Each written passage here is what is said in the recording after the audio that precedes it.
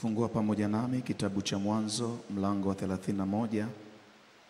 Nitasoma mstari wa 2, baadaye nitaruka nitasoma ule wa 5. Mwanzo mlango wa 31 mstari wa 2, baadaye nitaruka nitasoma ule wa 5. Biblia inasema, Yakobo akaona uso wa Laban ya kuwa haumtazami vyema kama jana na juzi. Yakobo akaona uso wa Laban ya kuwa haumtazami vyema kama jana na juzi. Mstari wa 5, Yakobo anasema, naona uso wa baba yenu ya kwamba haunitazami vyema kama jana na juzi, lakini Mungu wa baba yangu amekuwa pamoja nami. Lakini Mungu wa baba yangu amekuwa pamoja nami. Zaburi ya 119 mstari wa 50. Zaburi 119 mstari wa 50. Hii ndiyo faraja yangu katika taabu yangu, ya kwamba ahadi yako imenihuisha. Hii ndiyo faraja yangu katika taabu yangu, ya kwamba ahadi yako imenihuisha. Na mstari mwingine ni Zaburi ya 128 mstari wa 2. Zaburi ya 128 mstari wa 2. Taabu ya mikono yako hakika utaila, utakuwa heri na kwako kwema. Taabu ya mikono yako hakika utaila, utakuwa heri na kwako kwema. Tuombe. Baba uliye mwema, Mungu mtakatifu, asante tena kwa asubuhi nyingine ya baraka ambayo umetupa, siku ya 18 ya maombi yetu ya mfungo, kutafuta njia iliyonyooka kwako na kuona yale yasiyowezekana yakiwezekana tena katika maisha yetu na vizazi vingi baada yetu. Asante kwa namna ambavyo umetupa roho ya neema na maombi sawa na neno lako, Bwana, ulilosema kwenye kitabu cha Waebrania mlango wa 4, tukisogelee kiti cha neema tupewe rehema na neema ya kutusaidia wakati wa uhitaji. Nasi tu hapa kukushukuru kwa ajili ya mwaka 2025, lakini kukuomba kwa ajili ya mwaka 2026. Asante kwa mipango mingi ambayo umeruhusu tuiwaze na kuipanga kwenye mioyo yetu, na tunajua kabisa jawabu la ulimi latoka kwako. Asante kwa namna ambavyo umeendelea kutusaidia na kutuwezesha.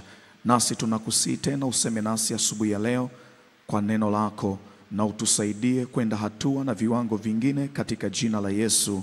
Kila mwenye pumzi aseme amen. Pe Yesu makofi mazuri tena. Tunamshukuru Mungu kwa siku ya 18 ya maombi yetu ya mfungo, na tunamshukuru Mungu sana kwa ajili ya watumishi wa Mungu ambao wapo kwenye madhabahu hii. Mchungaji kiongozi baba yetu Daktari Eliona Isaac Baro, baba Mungu akubariki sana. Tumshangilie Mungu kwa ajili yake. Lakini mama yetu mama Ana Kuyonga, mama Mungu akubariki sana. Nimshangilie Mungu kwa ajili ya mwinjilisti Henry, kwa ajili ya mwinjilisti Lucas na sister wote, tumshangilie Mungu kwa ajili yao. Watu wa Kijitonyama nimesema tumshangilie Mungu kwa ajili yao. Lakini tumshangilie Mungu kwa ajili ya praise team na kwa ajili ya ndugu zetu wa Tehama. Tumshangilie Mungu pia kwa ajili ya wazee wa baraza na waombaji kwa kazi njema na ya baraka wanayofanya. Tunaendelea na ujumbe ambao Mungu ametupa kwenye mafungo haya, how shall this be? Neno la ufunuo ambalo Mungu ameachilia kwetu. Neno hili litakuwaje? Na tunamshukuru Mungu sana kwamba katikati ya maombi haya tunatafuta yale ambayo kwa akili ya kibinadamu yasingewezekana, kwa neema ya Mungu tuone yakiwezekana. Lakini tunazungumza umuhimu wa rehema na neema za Mungu kwenye urejesho wa kizazi. Ndicho ambacho Mungu ametupa kuzungumza kwa siku hizi au kwa zamu hii ya wiki hii. Na kesho pengine Ijumaa tutapata nafasi kubwa ya kuomba kwa ajili ya kizazi, kuona Mungu akitusaidia kizazi chetu kuvuka hatua moja kwenda hatua nyingine. Sasa nitawaomba ndugu zangu wanisaidie kwenye ile presentation, angalau tuseme mambo machache tena ya msingi. Asubuhi natamani tuzungumze rehema na neema za Mungu zinaachilia kibali cha uzao wako kupiganiwa na mbingu katikati ya wale waliobeba chuki, fitina na hasira dhidi yao. Rehema na neema za Mungu zinaachilia kibali cha uzao wako kupiganiwa na mbingu katikati ya wale waliobeba chuki, fitina na hasira dhidi yao. Jambo la msingi la kwanza lazima ufahamu, kizazi chako kitapita kwenye mikono ya watu tofauti tofauti. Watoto wako watapita kwenye mikono ya watu tofauti tofauti. Kati ya vitu ambavyo huwezi kuchagua ni mikono ipi ambayo watoto wako watapitia, mikono ipi watoto wako watapokelewa nayo. Na kwa namna hiyo sasa, lazima uwe na uhakika kuna watu ambao wasingetamani kuona uwezo na neema iliyopo juu ya uzao na kizazi chako ikifanya kazi. Naomba nirudie tena, uwe na uhakika kuna watu wasingetamani kuona uwezo, wasingetamani kuona vipawa, wasingetamani kuona karama zilizopo juu ya uzao wako vikifanya kazi. Na kwa sababu dunia imejaa vizuizi, dunia imejaa mazuio, dunia imejaa vizingiti. Kwa hiyo mwanao akionyesha uwezo alionao, akionyesha neema alionayo, akionyesha vipawa alivyonavyo, uwe na uhakika anajitangazia vita, anajitangazia chuki, anajitangazia maumivu yeye mwenyewe. Pengine tunaishi kwenye dunia ambayo isingetamani kuona kitu bora tokea kwako. Whether unazalisha kwa ajili ya huyo au unafanya kwa ajili ya huyo, lakini ili mradi ndani yako kuna kitu cha ziada, bado kuna chuki, kuna maumivu, kuna uchungu unaweza kunyanyuka, kuna fitina, kuna hasira inaweza kunyanyuka. Na kama hujajifunza kusimika uzao wako kwenye madhabahu, kama hujajifunza kumtafuta Mungu kwa ajili ya nyakati na majira ya uzao wako, uwe na uhakika kuna wakati watapitia mahali ambapo hawataweza kusimama kwa sababu ya vita watakayokutana nayo. Naposoma juu ya Yakobo najifunza vitu vigumu.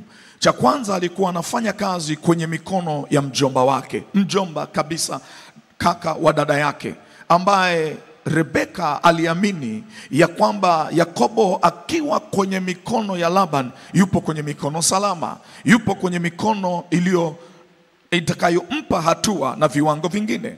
Na kwenye mazingira ya kawaida usingetegemea mjomba awe sehemu ya maumivu au sehemu ya mateso kwa Yakobo, usingetegemea.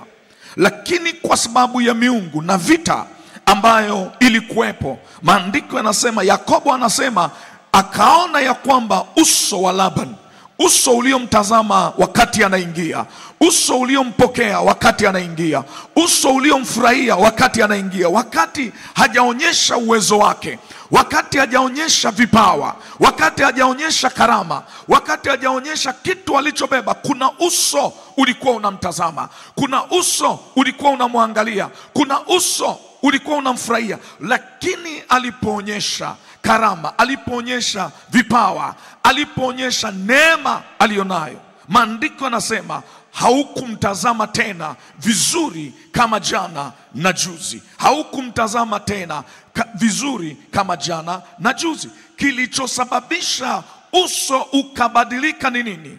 Ni vipawa na karama na neema iliyokuwa juu ya Yakobo, iliyofungua milango ya mafanikio, iliyofungua milango ya baraka kuzidi wale waliotangulia mbele yake, kuzidi wale walioanza kupambana na maisha kabla yake. Na uwe na uhakika kuna watu kwenye mazingira yetu ya kazi, kuna watu kwenye koo na familia zetu ambao wasingetamani yoyote ainuke kuzidi wao, yoyote ainuke kuzidi wao. Kwa hiyo uwe na uhakika kuna vita inayonyanyuka, vita iliyobeba chuki, iliyobeba fitina, iliyobeba hasira juu ya uzao wako. Swali la kujiuliza, uzao wako ukipitia kipindi hichi Unaweza kusema kama Yakobo alivyosema. Yakobo anasema, lakini Mungu wa baba yangu amekuwa pamoja nami. Lakini Mungu wa baba yangu, pamoja na chuki, pamoja na fitina, pamoja na hasira, lakini Mungu wa baba yangu, Mungu wa baba yangu, Mungu wa baba yangu amekuwa pamoja nami. Sasa natamani sana ujue mbingu zinaweza kuingilia zikapigana vita ya uzao wako. Nionyeshe mambo mawili. Jambo la kwanza, uzao wako utamiliki mlango wa adui yako. Nizangu ataniwekea ile presentation. Hii ni ahadi ambayo sio Yakobo alipewa, ni ahadi ambayo baba zake walipewa. Baba yake nani? Ibrahim alipewa, uzao wako utamiliki mlango wa adui yako. Kitabu cha Mwanzo mlango wa 22 mstari wa 17. Mwanzo 22:27. Katika kukubariki nitakubariki, na katika kukuzidisha nitauzidisha uzao wako kama nyota za mbinguni, kama mchanga ulioko pwani, na uzao wako utamiliki mlango wa adui zao, na uzao wako utamiliki mlango wa adui zao. Kwa hiyo, kwa namna yoyote ukianza kushindana na Yakobo, ukianza kupigana na Yakobo, Yakobo hana sababu ya kupigana, maana rehema na neema za Mungu zilizotengenezwa na baba zake ziko hapo kumpigania, ziko hapo kumtetea, ziko hapo kumfadhili, ziko hapo kumficha, ziko hapo kumsaidia kuvuka. Na ukijichanganya, anamiliki na mlango wako. Naomba unipungie mkono kama umenisikia. Nini kimetokea? Ni kwa sababu kuna waliolipa gharama kwa ajili ya uzao. Na mimi nikuombe katika jina la Yesu, Mungu akikupa nafasi, hakikisha unatengeneza kesho yao. Wakipita kwenye chuki, wakipita kwenye fitina, wakipita kwenye maumivu, Mungu wa kwako awe pamoja nao, kuwapigania na kuwasaidia. Kwanza wasitoke mikono mitupu, lakini wawe na nguvu ya kumiliki mlango wa adui zao. Washindi wachache wampe Yesu makofi yanayoeleweka.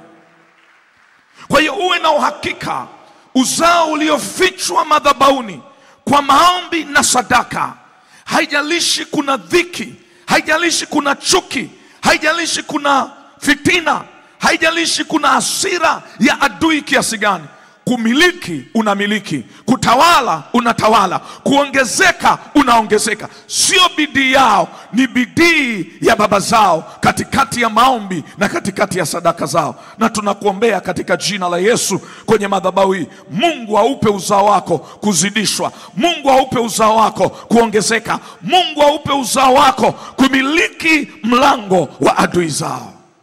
Uzao wangu utamiliki mlango wa adui. Kwa hiyo ndicho ninachotafuta kwenye madhabahu, ndicho ninachotafuta kwenye agano langu na Mungu. Ukiona nafunga, ukiona natoa sadaka, ukiona namtafuta Mungu, kuna lengo la ndani. Kumbuka kule juzi tulikotoka, maombi na sadaka ni kichoreo cha ramani ya kesho ya vizazi, ni kichoreo cha ramani ya kesho ya vizazi. Kwa hiyo unapopata nafasi, hakikisha unachora ramani ya uzao wako vizuri. Jambo la pili ambalo natamani ulione, kama Mungu wa baba yangu asingalikuwa hapo pamoja nami, ungeniondoa mikono mitupu. Kama Mungu wa baba yangu, kama Mungu wa baba yangu, kama Mungu wa baba yangu asingalikuwapo pamoja nami, ungeliniondoa mikono mitupu. Kati ya vitu unahitaji kujua, rehema na neema za Mungu zinausaidia uzao wako usitoke mikono mitupu katikati ya kile unachofanya. Naomba nirudie tena, rehema na neema za Mungu zinausaidia uzao wako usitoke mikono mitupu kwenye kile unachofanya. Iwe ni kwenye masomo, iwe ni kwenye kazi, iwe ni kwenye biashara, Mungu anawasaidia. Mungu wa baba yao anawasaidia, Mungu wa mama yao anawasaidia wasitoke mikono mitupu. Kitabu cha Mwanzo mlango wa 31 mstari wa 42. Mwanzo 31:42. Kama Mungu wa baba yangu Mungu wa Ibrahim na hofu ya Isaka. Hapa hakuna bidii ya Yakobo kabisa, hakuna jitihada ya Yakobo kabisa. Kuna kitu baba yake Ibrahim amefanya. Anasema kama Mungu wa Ibrahim, Mungu wa Ibrahim na hofu ya Isaka hangalikuwa pamoja nami, hangalikuwa pamoja nami, hakika sasa ungalinifukuza mikono mitupu, ungalinifukuza mikono mitupu. Mateso yangu na kazi za mikono yangu Mungu ameziona, akakukemea usiku huu, akakukemea usiku huu. Lengo lake ni nini? Usinitoe mikono mitupu. Dhamira yako, kusudio lako ni Yakobo atoke mikono mitupu. Bidii yako, juhudi yako, hila yako ni Yakobo atoke mikono mitupu. Lakini Mungu wa baba yangu amekuwa pamoja nami. Hata hapa walipotarajia nitoke mikono mitupu, bado nimetoka na vitu, kwa sababu Mungu wa baba yangu amekuwa pamoja nami. Na sisi tunakuombea Mungu wako awasaidie watoto wako wasitoke mikono mitupu kwenye kila wanachofanya, bila kujali vita, bila kujali fitina, bila kujali hila wanazokutana nazo. Mungu wako awe pamoja nao, apigane upande wao, wasitoke mikono mitupu kwenye hiyo ofisi, wasitoke mikono mitupu kwenye hiyo biashara, wasitoke mikono mitupu kwenye elimu yao. Hata kama kuna maapizo, kuna manuizo, kuna laana iliyotamkwa juu yao, Mungu na aikemee katikati ya maombi haya, na hakikishe ya kwamba hawatoki mikono mitupu. Washindi wachache wampe Yesu makofi yanayoeleweka. Ndio umuhimu wa kuomba. Haya Ibrahim aliambiwa wakati yupo kwenye madhabahu, anaachilia sadaka na maombi yake. Kumbuka Mungu anamwambia Ibrahim maneno haya, hana uzao kabisa, hana mtoto.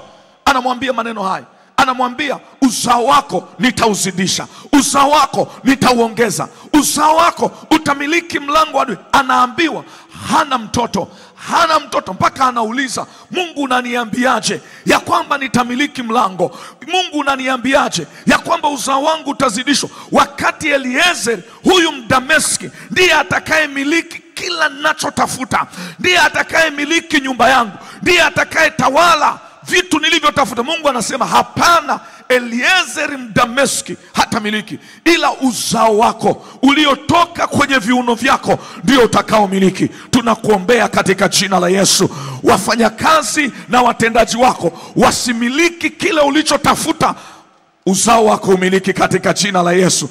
Tumeona watu wachache ambao wametafuta, na wale waliowaalika wakawa na nguvu kuliko uzao wao, na uzao ukapotea. Hebu naomba unipungie mkono kama unanielewa ninachozungumza.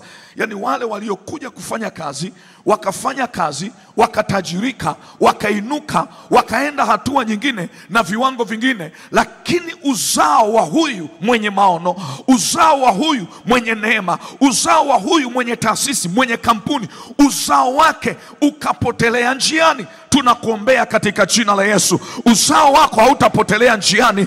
Utapata watakaoendeleza maono ulionayo, utapata watakaosimama kwenye ulivyotafuta, na vitaendelea kustawi hata baada yako katika jina la Yesu. Washindi wachache wampe Yesu makofi yanayoeleweka. Ndio maana tunatamani upate nafasi ya kuomba rehema na neema za Mungu. Jambo la tatu kwenye hili, jambo la tatu, rehema na neema za Mungu zitaufunga uzao wako kwenye kifungo cha umoja na mshikamano. Rehema na neema za Mungu zitaufunga uzao wako kwenye kifungo cha umoja na mshikamano. Rehema za Mungu zitaufunga uzao wako kwenye kifungo cha umoja na mshikamano. Kitabu cha Yohana mlango wa 17 mstari wa 11. Yohana 17:11. Wala mimi simo tena ulimwenguni, lakini hawa wamo ulimwenguni, nami naja kwako. Baba mtakatifu, kwa jina lako ulilonipa, uwalinde hawa ili wawe na umoja kama sisi tulivyo. Uwalinde hawa. Kati ya maombi unayohitaji kuombea watoto wako ni hili ombi la Yesu. Unahitaji kuliomba kwa gharama yote. Wawe na umoja. Kwa sababu, jambo la kwanza, kwa sababu ulinzi wa kizazi upo kwenye ule uwezo wa kuishi kwa umoja na upendo. Naomba nirudie tena. Ulinzi wa kizazi chako upo kwenye ule uwezo wa wao kuishi kwenye umoja na kwenye upendo na mshikamano. Ulinzi. Kama wakivurugwa kwenye hilo eneo, uwe na uhakika kuna kitu wanapoteza. Ulinzi wa uzao wako upo kwenye ule uwezo wa kwao wa kuishi kwenye umoja, upendo na mshikamano. Adui akigusa hapo, anawavuruga akina Yusufu na akina Yefta waliobeba hiyo familia. Adui akigusa huo umoja, ni rahisi sana wale wanaoendeleza maono ya vizazi, wale malango waliosimama, wakajikuta kwenye vita ya kubaguliwa ambayo haiwapi uhuru wa kuachilia walichobeba ndani yao. Jifunze kwa habari ya Yusufu, jifunze kwa habari ya Yefta. Mchungaji jana alizungumza kidogo juu ya Yusufu, vita aliyokutana nayo. Waliomkataa ni wale wa nyumbani kwake, hawakuwa na umoja. Wapo 12 kwenye familia moja, alafu aliyebeba neema yao ni mmoja tu, anaitwa Yusufu. Katikati ya njaa, aliyewasaidia kuvuka ni Yusufu. Lakini wana chuki juu yake, wana fitina juu yake, wana hasira juu yake. Huna maelezo nini kimewapata. Wanawezaje kumchukia ndugu yao ambaye hana makosa, hajafanya kosa lolote? Alafu cheki wanamhitaji saa ngapi? Wakati wa matatizo. Nenda kwenye familia ya Yefta, kwenye kitabu cha Waamuzi mlango wa 11. Sitasoma. Angalia yule ndugu zake wanasema, hautamiliki pamoja nasi kwa sababu wewe sio mtoto wa baba yetu, hutamiliki pamoja na sisi. Kwa hiyo wakamfukuza, wakamtenga, wakamuondoa. Hakuwa na uhusiano nao. Na maandiko yanasema akakimbia nyumbani, akaenda akatafuta watu wasiofaa, watu ambao hawana hadhi yake, hawana levu yake, ndio akashikamana nao. Lakini dhiki ilipokuja, taabu ilipokuja, ndugu zake ndio wanamrudisha. Cheki kwenye familia yenu, wakina Yusufu, wakina Yefta wanahitajika saa ngapi? Wakati wa matatizo. Hebu naomba unipungie mkono. Yaani una uhakika kukiwa hakuna tatizo hawakuhitaji. Nipungie mkono kama umenisikia. So unajua kuna watu wengine hapa tunajua, hata ukiona unapigiwa simu unajiuliza ana shida gani.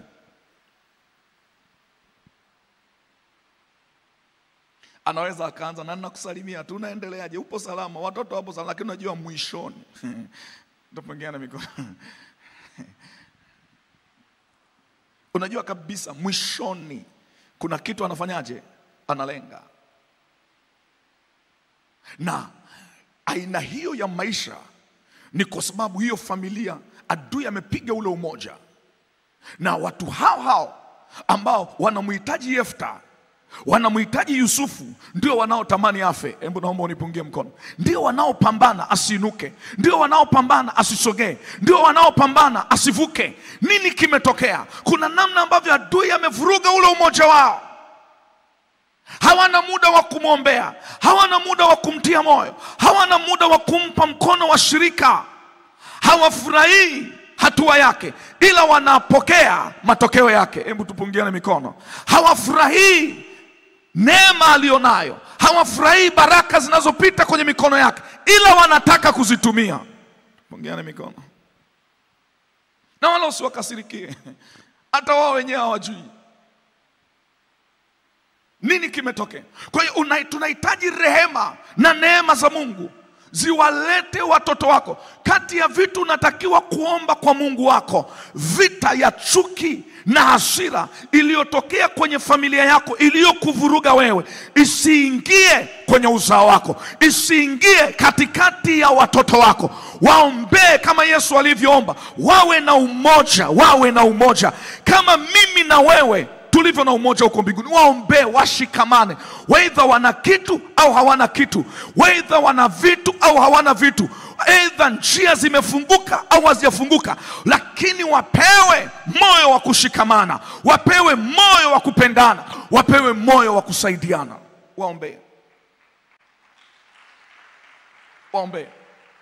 Kama kuna sadaka unahitaji kutoa, ni sadaka ya uzao wako kushikamana. Mwambie Mungu, naeka agano, asiwepo mmoja atakayeanza chokochoko kwenye uzao wangu. Asiwepo mmoja ambaye atakuwa sababu ya mpasuko. Asiwepo, kwa sababu waga kuna kuaga na mmoja tu anayeanzaga. Anabeba maneno kwa huyu, anapeleka kwa huyu. Anabeba maneno kwa yule, analeta kwa yule. Alafu akikaa hapo katikati anasema mimi hata sijui. Yani sijui nini kinawavuruga. Hebu tupungiane mikono. Mwe kukutana na mtu wa namna hiyo, amewavuruga, amewagonganisha vichwa, lakini akikutana na ninyi wakati mnatafuta kupatana, na machozi yanatoka, analia. Watu wanafiki ni watu hatari mno. Analia kabisa kwa machozi, sijui Mungu nini kinatuvuruga huku ndani, sijui. Mimi sijui kwa nini ampata, ninyi ni watoto wa baba mmoja. Mkimaliza yale maombi, ananyanyuka na neno lingine, anaenda kwa mwingine, anasema hivi unajua, yani hata pale hakuwa anaomba, yani nilivyokuwa namwangalia ni kama alikuwa nakutazama kwa jicho la hasira. Wewe uko umefungua macho, lakini mimi kwenye yale maombi nilikuwa nafungua kidogo kidogo, natizama. Hata mchungaji alivyokuwa anaendelea, kuna namna naona tu. Familia nyingi hazikosi mtu wa namna hiyo. Hebu tupungiane mkono. Na ukitaka ugomvi naye, mwambie haya ulioniambia namuita, ulioniambia kwa niaba yake, tukae hapo, huyu aseme si umesema amesema, naomba nimuite tuje tuzungumze. Sitaki maneno, sitaki ugomvi. Sikukuambia ili mgombane, nimekuambia tu ili ujue, nimekuambia tu. Kwa hiyo sipo tayari kuzungumza. Sio upo tayari kuzungumza, umekubali kutumika na adui kuipasua familia.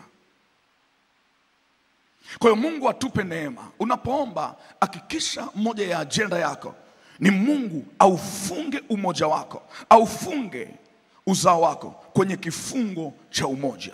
Wasikie kupendana, wasikie kufurahiana, wasikie kujaliana, wasikie kubebeana mizigo. Hapo ndipo baraka zilipo. Anguko la familia nyingi huwa linatokea kifungo cha umoja kinapovunjika. Nipungie mkono kama umenisikia. Anguko la familia nyingi linatokea kifungo cha umoja kinapovunjika. Wale watu wa nyumba moja wanapofika mahali ambako kila mmoja ana maumivu na mwenzake, kila mmoja ana chuki na mwenzake, kila mmoja ana uchungu na mwenzake, Mungu huwa anafunga baraka. Unaenda kwenye familia, kila mtu anatafuta ili amzidi mwenzake, ili amkanyage kichwani. Hebu naomba tupungiane mikono. Yani sio kufanikiwa ili kuendelea, kufanikiwa kulipa kisasi. Na moja ya hatari ambayo unatakiwa kujua, siku ukianza kutafuta kufanikiwa ili kulipa kisasi, ndio anguko lako. Maana kisasi si juu yetu, kisasi ni juu ya Mungu. Lakini pia maandiko yanasema anayelipa mabaya kwa mabaya, mabaya hayawezi kuondoka nyumbani mwake. Kwa hiyo lazima ujue namna unavyopambana kulipa kisasi, ndio namna unavyopambana kuvuta mabaya kuja nyumbani kwako. Ndivyo unavyopambana kuvuta mabaya kuongezeka kwenye uzao. Manake yale mabaya yanakula hata vile vichache ulivyokuwa unaona. Kwa hiyo jifunze sana katikati ya haya. Omba Mungu akupe roho ya msamaha, akupe roho ya kuachilia, akupe roho ya kuombea yaliyo mema hata kama wao wanakuombea yaliyo mabaya. Omba Mungu akupe hiyo roho. Na mwisho, Mungu aubariki uzao wako. Usiingie kwenye mpasuko wowote. Mungu azuie mpasuko kwenye uzao wako. Awalinde na kuwatunza, na awape neema ya kuwa na mshikamano, ya kuwa na umoja, ya kupendana na kujaliana. Haya ni maombi unahitaji kuomba. Vitu ulivyotafuta visiwe sababu ya mpasuko na anguko la familia yako. Vitu ulivyotafuta kwa neema, ulivyotafuta na Mungu akabariki mikono yako, visije vikawa sababu ya mpasuko, visije vikawa sababu ya maumivu ya familia yako, visije vikawa sababu. Mali nyingi za kurithi ndizo zimekuwa anguko la familia nyingi. Watoto walioshikamana pamoja, waliopendana, ikifika kwenye urithi, kama Mungu asipokuwa Mungu wao, kama ukuwa umetengeneza aina ya maombi kwa ajili yao, adui anatumia mlango huo huo kuwavuruga. Tukutane kesho kwa ajili ya maombi. Naomba tumshukuru Mungu. Baba uliye mwema, Mungu mtakatifu, tusaidie kujua na kuelewa na maandiko, na tuombe kwa namna ile unayotupa kuomba, ili wengi wavuke katika jina la Yesu. Amen.